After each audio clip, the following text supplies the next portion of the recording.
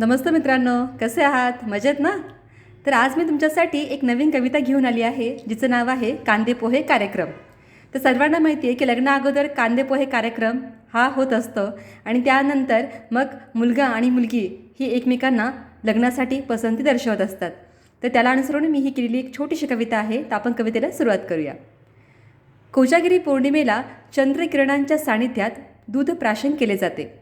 कोजागिरी पौर्णिमेला चंद्रकिरणांच्या सानिध्यात दूध प्राशन केले जाते. कांदे पोहे कार्यक्रमाला अख्खे कुटुंब मुलाच्या लग्नासाठी मुलगी पाहायला निघते. कुटुंब एकच, पण टप्प्याटप्प्याने कांदे पोह्यासाठी जाते. घरच्यांच्या पसंतीवरून मुलगा होकार कळवतो.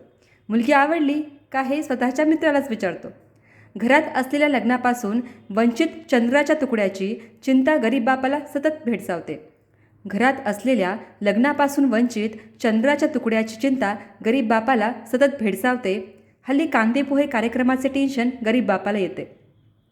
खरं तर कांदे पोहे कार्यक्रमात पसंतीचे मत मुलामुलींना विचारावे. लग्नानंतर संसारातील अडचणी दोघांनी मिळूनच सोडवणे आहे. कांदे पोहे कार्यक्रम यशस्वी करणे हे त्या दोघांच्या पसंतीवर आहे.